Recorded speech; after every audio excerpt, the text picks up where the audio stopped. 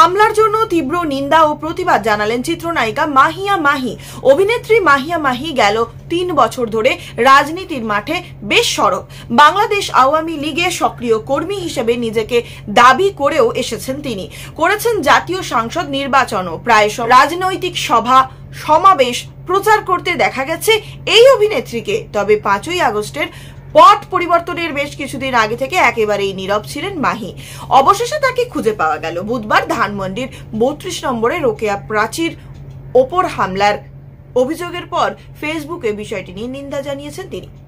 লিখেছেন, ধানমন্ডি 32 নম্বরে জাতীয় চলচ্চিত্র পুরস্কারপ্রাপ্ত অভিনেত্রী রোকেয়া প্রাচীর ওপর হামলা, নিন্দা ও প্রতিবাদ জানাই।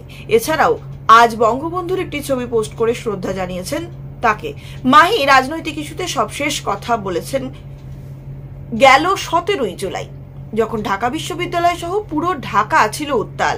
সেই দিন সন্ধ্যায় জাতির উদ্দেশ্যে সাবেক প্রধানমন্ত্রী শেখ হাসিনা ভাষণ দেবেন এমন একটি সংবাদ কার্ড শেয়ার করে লিখেছিলেন সমাধান হোক।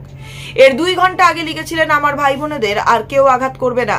মূলত বৈষম্য বিরোধী ছাত্র আন্দোলনের শিক্ষার্থীদের উদ্দেশ্যেই তার এই স্ট্যাটাসটি। গেল 1 মাসের পরিমণির সন্তানের জন্মদিন ও বান্ধবীর বিয়ের পোস্টার বাইরে আর কোনো কিছুতেই ছিলেন না মাহি।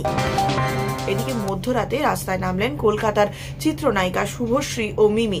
ভারতের পশ্চিমবঙ্গের আরজিকর হাসপাতালে চিকিৎসককে ধর্ষণ ও হত্যাকাণ্ডের মতন নক্কারজনক ঘটনার জেরে দেশ জুড়ে শুরু হয়েছে আন্দোলন। এই ঘটনায় অপরাধীদের শাস্তি চেয়ে উত্তাল হয়ে পড়েছে পুরো দেশ। সেখানকার নারীরা রাজপথে নেমেছেন বিচারের দাবিতে। এই ঘটনায় সরব হয়েছেন টলিউড বলিউডের তারকারাও। অপরাধীদের শাস্তি সহ ভারতে মেয়েদের নিরাপত্তা নিয়ে বিভিন্ন ভাষায় মুখ খুলেছেন তারা। কেউ কেউ গর্জে উঠেছেন রাজপথেও। বিচারের দাবিতে পথে নেমেছেন টলিউডের অভিনেত্রী শুভশ্রী গাঙ্গুলি, পার্ণমিত্র, মিমি চক্রবর্তী সহ ছোট পর্দার বেশ কিছু তারকারা। আরজিকরে চিকিৎসকের মৃত্যুর প্রতিবাদে বুধবার রাতে রাস্তা দখল ছিল টলিউডের একাংশের। এই সময় সাধারণের সঙ্গে বিচার চাই স্লোগান কণ্ঠ মেলান তার। আরজিকর কাণ্ড ঘটে যাওয়ার পর থেকে সাধারণ মানুষ প্রতিবাদে সরব হলেও টলিউডের তারকারা তেমন গর্জে ওঠেননি বলে দাবি ছিল অনেকের। কেউ মনে করতেন রাজনৈতিক চাপে নাকি রাস্তায় জমায়েত হবেন না তারা, কিন্তু সেই ধারণা উগড়ে দিলেন এই তারকারাই। সামাজিক মাধ্যমে ছড়িয়ে পড়া বেশ কয়েকটি ভিডিওতে দেখা যায় মিছিল ও জমায়েত অংশ নিতে উপস্থিত থাকতে দেখা যায় শুভশ্রী, পার্ণমিত্র ও অরিন্দমকে। সাথে ছিলেন সোহিনীও, সঙ্গে ছিলেন পরিচালক বীরসা দাশগুপ্ত। অন্যদিকে যাদবপুরে জমায়েতে অংশ নিয়েছিলেন অনিন্দ্য চ্যাটার্জি।